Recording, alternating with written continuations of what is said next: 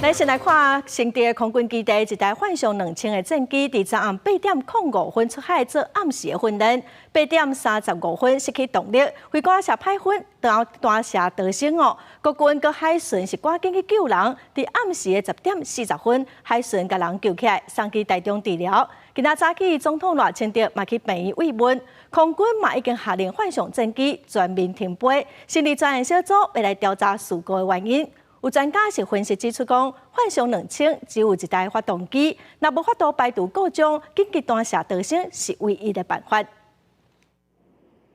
中华情势紧张，空军为了反制强军过日交代，最近几年加强夜航作战，抓拄到对海的事件。新竹基地一架幻象2000战机，早早暗8点05分升空执行夜航训练，不过半点钟了后，因为动力失效对海，飞官上会食歹分紧急弹射。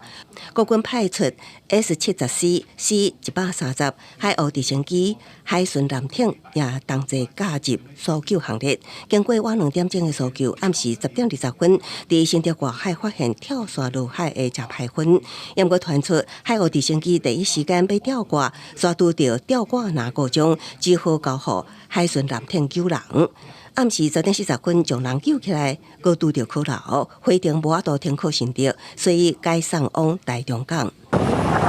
新竹空军基地的幻象战机11停伫机库，空军下令幻象全面停飞，安排接受特检，也会成立专案小组进行后续的打捞。后续打捞的作为的话，我们成立调查小组，然后会分工下去做。我们要做完这个检查之后。机队评估完了之后，就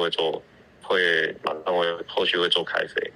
不过，失事的幻象战机传出测10下道，就发现机身有互鸟仔弄到的分野，经过检查无路了后放飞，敢是甲对海事故有关系？有待调查厘清。专家分析，幻象只有一架发动机，等于是心脏，若讲失去动力，就有跳伞逃生的选项。它只有一个心脏，心脏坏掉。那就是没有办法，这飞机一定要气机跳伞，而且是晚上，晚上没有迫降的，晚上不能，因为晚上的对高度的判断是非常的差，根本没有办法看到海面。那这样的话是只有弹射跳伞，动作做的都应该非常的确实，所以能够在瞬间在重力加速掉到海里面将近10公尺，它能够浮上来。